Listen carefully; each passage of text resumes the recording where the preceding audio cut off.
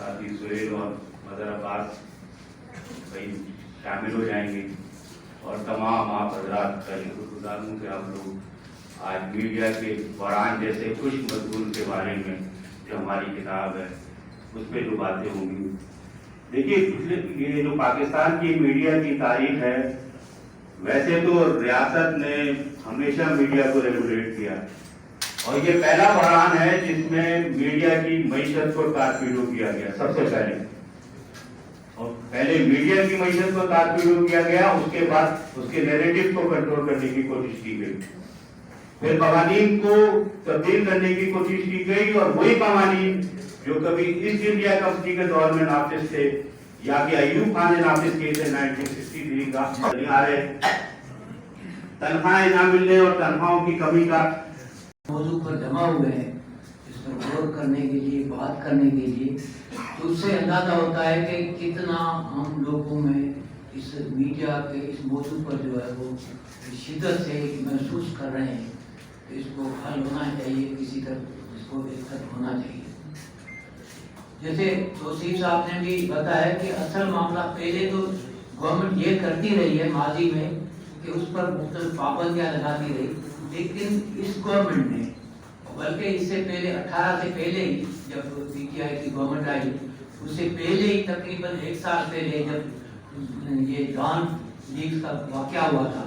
वहाँ से लेकर के उस पर पाबंदियाँ डालनी शुरू की गई, लेकिन उसको मुआशी नाकाबंदी जो है वो उसको जाहिर है कि जो इकोनॉमिक इशूज है उसको नहीं उठाएंगे। समझता हूँ कि मीडिया के जो गवर्नमेंट है वो और उसके बाद जो यूनियन है वो मेनली इस चीज़ की जिम्मेदारी है और उनको इस चीज़ को ठीक से देखना चाहिए। आपकी मेहरबानी। तो उस तरह से नहीं की गई कि जो ज़मीनी हक़ाइक़ को सामने लाते हैं चंद एक किताबों मुसन्निफ़ीन के अलावा, बाकी मीडिया की जो किताब है तो मुझे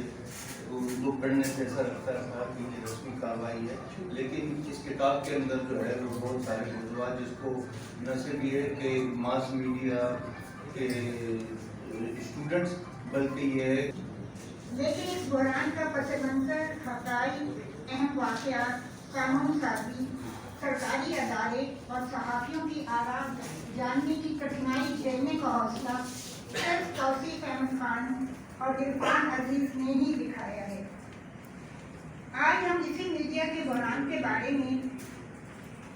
जो तौसीफ अहमद खान और इरफान अजीज की तहकीक को तारीफ बड़े कहते हैं कि एक अकेला 2 11, तो इन 2 ने 11 लोगों का काम किया। वो पाकिस्तान में मीडिया के बहरान की गहराई में जाके तो इसी सफ़र के दौरान कुछ अरसे रजिस्ट्रारी करने का भी मुझे हाई कोर्ट का रजिस्ट्रार किया जैसे काम करने का मौका मिला, जो प्योरली एक एडमिनिस्ट्रेटिव पोस्ट है, उसका फैसले करने से कोई ताल्लुक नहीं।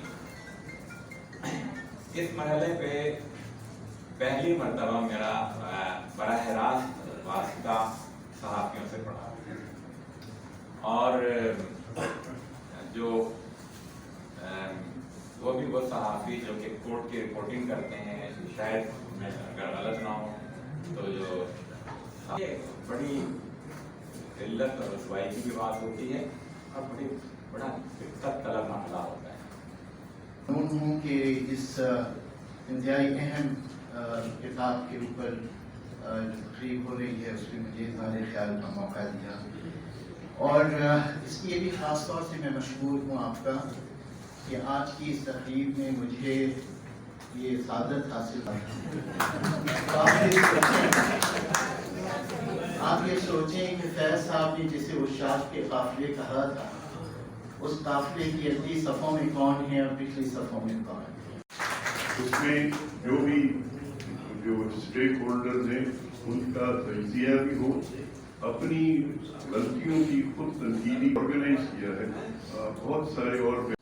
चाहते हैं कि हम एक जमहूरी और एक ऐसे माशरे में रहें जहाँ लोगों को अपने फंडामेंटल राइट्स हासिल हों। उन सब के लिए हालात बहुत मुश्किल हैं और ये खुद ब खुद बदलने वाले नहीं। ठीक लगे वही महबूब, उसका अमली मुजाहरा होता है। जैसे मैं हमेशा तौफीक को कहती थी कि ये प्रेस क्लब तो जैसे मेरी बली में आया, घर से ऑफिस से उठ के घर आकर आप प्रेस क्लब चले जाते, मगर बहरहाल प्रेस क्लब ने उस रफाकत का हक अदा कर दिया। मैं प्रेस क्लब का भी शुक्रिया अदा करना चाहूँगी, तमाम शुरा का भी, और अपनी बेटी डॉक्टर सुंदर और अपने दामाद बेटे डॉक्टर अली का, कि उन्होंने आके हमें बहुत उलमा का मजमा है। और मगर मुझे बड़ी शर्मिंदगी होती है कि इतने आलिम लोग ये खबर जिसको पाकिस्तान में शाया होना चाहिए था और वो और किसी ने शाया नहीं की थी, इन्होंने अपनी किताब में इन्होंने उसको अपनी किताब में जगह दी। वो ये था कि सन 70 के इंतखाबात में शेख मुजीबुर रहमान यहाँ आए थे। उससे पहले वो ज़ाहिर है हमारे सीनियर स्टूडेंट लीडर थे पाकिस्तान के 50s के। 50% बंगाल से लोग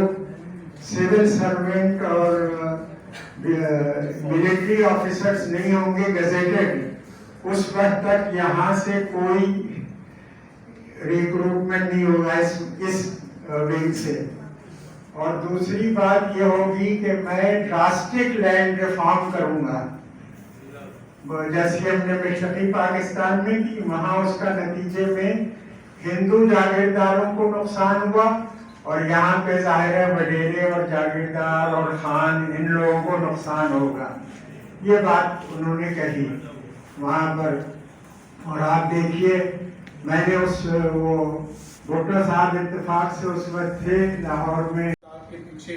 जो कहानी है हक़ाइक़ जमा करने की और दिल टूटने की और दिल जोड़ने की, और फिर वो एक आखिरी जो फहमीदा रियाज की वो लाइन कि तुम अपनी करनी कर गुजरो जो होगा देखेगा, बस इस 2 लाइनों ने फिर हमें इस नतीजे पर पहुंचाया कि किताब तैयार है और वो जिन लोगों के लिए लिखी गई है वो उनकी अमानत है, उन तक पहुँचनी चाहिए। तो आज मुझे तो बहुत खुशी है कि ये किताब आप लोगों के मुताले के लिए हाजिर है। जिनको इस पर दिलचस्पी है, जाहिर सी बात है, वो जरूर इसे पढ़ेंगे और अपनी मुझे राय भी देंगे। यहाँ पर मुझे सिर्फ शुक्रिया अदा करना है उन लोगों का जो आए हैं। मुझे बहुत ही खुशी है कि इतनी बड़ी तादाद में, मुझे कहा जाता था और मैं वो सुन के शायद मेरे जहन में भी ये बात कहीं पुख्ता होती जा रही थी कि किताब एक डेड मीडियम है। मेरा ख्याल है कि आज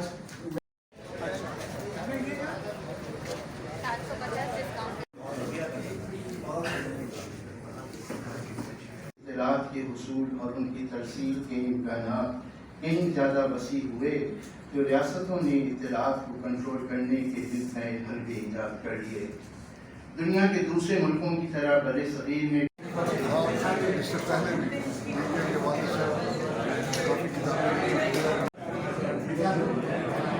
तमाम सिविल सर्वेंट और तमाम फौजी गजेटेड अफसर जो है वो सब आपके साथ होंगे। अलबत्ता पाकिस्तान टूट जाएगा और पाकिस्तान टूट गया